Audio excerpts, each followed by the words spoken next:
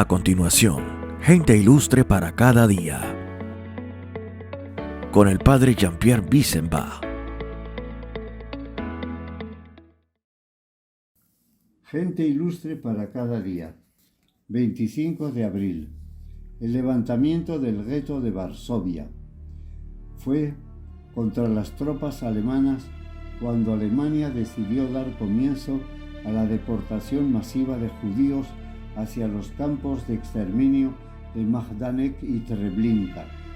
La izquierdista Organización Judía de Combate y la derechista Unión Militar Judía acordaron formar y entrenar tropas.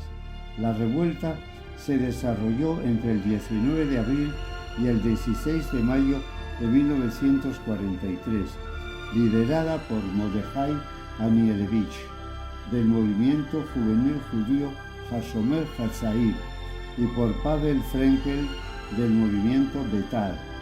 A diferencia de la defensa del 18 de enero contra los ocupantes, cuando los judíos polacos salieron bien parados, este levantamiento fue aplastado por las SS bajo el mando del general Jürgen Schroer. Antecedentes. Una vez que Alemania invadió Polonia, la población judía en todo el país empezó a sufrir ataques diariamente.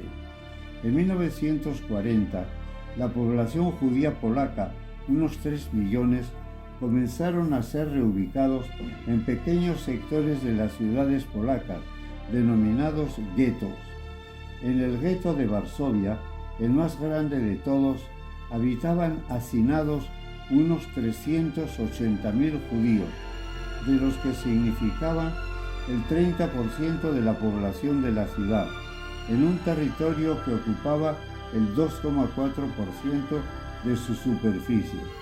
Incluso antes de que los nazis empezaran a transportar a miles de judíos al campo de concentración de Treblinka, los judíos ya habían comenzado a morir en masa debido a las epidemias y al hambre.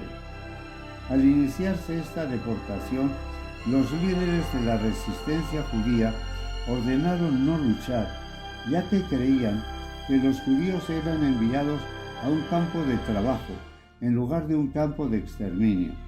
A finales del año, la ausencia de noticias de los deportados y los rumores que se filtraban entre los soldados alemanes convencieron a los judíos restantes de la cruda realidad, y cuando escucharon que se avecinaban nuevas deportaciones, decidieron luchar. Sin embargo, de los casi 60.000 judíos que quedaban en el gueto, menos de 1.000 tenían experiencia de combate, y la inmensa mayoría de la población no participó en la resistencia armada. El 9 de enero de 1943, el jefe de las SS, Heinrich Himmler, ordena la reanudación de las deportaciones del gueto. Los judíos se enteran de esta orden y empiezan a tomar medidas al respecto. Inicio del levantamiento. El 18 de enero, las autoridades alemanas del gueto intentaron deportar a la población judía restante, pero las organizaciones judías clandestinas, Żydowska Organizacja Wolowa y Żydowski Związek Swobodowy, expulsaron a los opresores y tomaron el control del gueto. Instalaron puestos de vigilancia en cada esquina y ejecutaron a todo judío acusado de colaborar con los alemanes, incluyendo a policías. No disponían de muchas armas, la mayoría tenían pistolas y revólveres, contaban con unas docenas de fusiles viejos y una ametralladora. Disponían de muchos explosivos artesanales, cócteles Molotov entre estos, así como de granadas proporcionadas por el Armia Krajowa, el ejército territorial polaco. A 4 días de iniciada la lucha, los alemanes se retiraron del gueto y solicitaron refuerzos. Los judíos cavaron cientos de búnkers, incluyendo 618 refugios antiaéreos camuflados, y se comunicaban a través del alcantarillado, contaban con electricidad y agua. Los alemanes reunieron 2.054 soldados y 36 oficiales alrededor, incluyendo a 821 granaderos de las Waffen-SS. Ordenaron a 363 colaboracionistas de la Policía Azul polaca que rodearan el gueto. Juntaron tanques, vehículos blindados, armas químicas, lanzallamas y artillería para el asalto. La resistencia política vio una oportunidad e intentó introducir armas al gueto. Entre el 19 y el 23 de abril, el Ejército Territorial y la Comunista Guardia del Pueblo intentaron entrar desde distintas partes, sin éxito. Una brigada polaca, al mando de Henryk Iwański, penetró el gueto y logró establecer un enlace con la resistencia judía, ayudando a unos pocos a escapar. La resistencia polaca informó por radio a las potencias aliadas de la desesperada situación. A pesar de los esfuerzos polacos y judíos, era evidente que cuando los alemanes atacaran, con todo caerían. El contraataque alemán. Luego de sufrir centenares de bajas, los nazis recurrieron a incendiar literalmente el gueto para forzar a los judíos a salir de los refugios subterráneos. En la noche del Pesaj, el 19 de abril de 1943, insurgentes judíos lanzaron bombas Molotov y granadas de mano cuando los alemanes empezaron a avanzar. 2 tanques franceses, capturados por Alemania, fueron destruidos por los hombres de las organizaciones polacas. Los soldados de las SS comenzaron a quemar las casas una a una, a demoler sótanos y alcantarillas y a asesinar a todo judío que capturasen.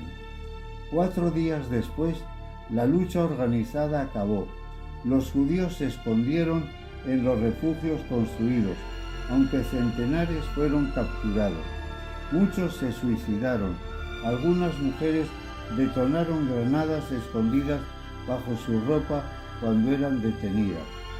Sabiendo que el final se acercaba, la población se aglomeró en las puertas del gueto, más que todo por curiosidad, porque el antisemitismo y el miedo a los nazis habían ahogado cualquier simpatía hacia la causa judía. El gueto continuaba siendo arrasado a diario. El general Jürgen Stroop relata en su diario cómo familias enteras se arrojan por las ventanas de los edificios incendiados. El 6 de mayo registró la captura de 1.500 judíos y asesinato de 365 combatientes a los que calificó como bandidos. Debido a las tácticas de guerrilla de las que hacían uso los judíos, los alemanes dejaron de atacar por la noche. Los insurgentes judíos y polacos aprovecharon para intentar romper el cerco, pero fracasaron. Los edificios eran ruinas humeantes. En sus sótanos se escondían sobrevivientes que compartían refugio con los cadáveres, devorados por las ratas. Para el 8 de mayo se totalizaban 20 días de combates continuos. Ese día, los alemanes tomaron el cuartel general de la Zob y ejecutaron a todos. Mordejai Anielewicz y su novia se suicidaron antes de la llegada de los alemanes, como hizo la mayoría de los líderes. Marek Edelman logró escapar gracias a un camión del Armia Krajowa que esperaba camuflado en una alcantarilla a las afueras del gueto. Los alemanes incendiaron el gueto. Los sobrevivientes se escondieron en las alcantarillas. Padecieron hambre y sed atroces. Al no poder suicidarse por falta de municiones, pidieron a sus compañeros que los mataran. Para evitar el incendio pasara los límites del gueto, los bomberos de Varsovia fueron desplegados afuera. El 16 de mayo Schropp declaró que la batalla había concluido y la sinagoga de la calle Tlomakta fue demolida como símbolo del fin de la existencia judía en Varsovia. Los colaboracionistas polacos iniciaron la Caza del Judío, una persecución de los supervivientes. Sin embargo, muchos lograron escapar. Vivieron escondidos hasta el alzamiento de 1944, en que las fuerzas alemanas también triunfaron. Unos 7.000 judíos murieron en el ataque alemán. Otros 6.000 se quemaron o asfixiaron en los búnkeres que habían construido. El resto, unos 40.000, fueron enviados a Treblinka y otros campos de exterminio. En el informe del 13 de mayo de 1943, Jürgen Schropp decía: 180 judíos, bandidos y subhumanos han sido aniquilados. El sector judío de Varsovia ya no existe. Las operaciones a gran escala finalizaron a las 24 horas al hacer explotar la sinagoga de Varsovia. El número total de judíos con los que se actuó fue de 56.065, incluyendo judíos capturados y judíos cuya exterminación puede ser probada. La mayoría de los edificios del gueto fueron barridos a ras del suelo. En el sitio se estableció el campo de concentración de Varsovia, que se utilizó para encerrar polacos y funcionó como campo de fusilamiento. La fecha de fundación es controvertida, gracias a que a una carta de Heinrich Himmler se conoce que un campo de este tipo funcionaba en el gueto o sus alrededores antes del levantamiento.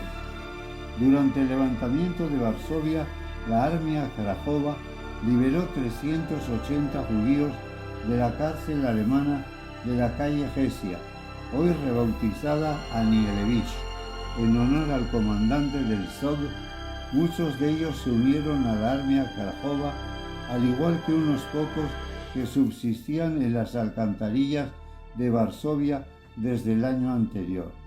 Los líderes del SOB, Yitzhak Kukierman y Sivia Lubetkin, sobrevivieron al exterminio del gueto y años después testificaron en el juicio contra Adolf Eichmann en Israel. Ambos murieron en ese país. El levantamiento del gueto es recreado en la película El pianista, donde Vladislav Shpilman, interpretado por Adrien Brody, escapa del gueto al iniciarse el levantamiento y observa desde una casa cómo ejecutan a sus compañeros. También en la película Rebelión en Polonia, sublevación en el gueto, se centra en las deportaciones a Treblinka y en la lucha armada de los judíos del gueto. Seguimos buscando gente ilustre que nos anime.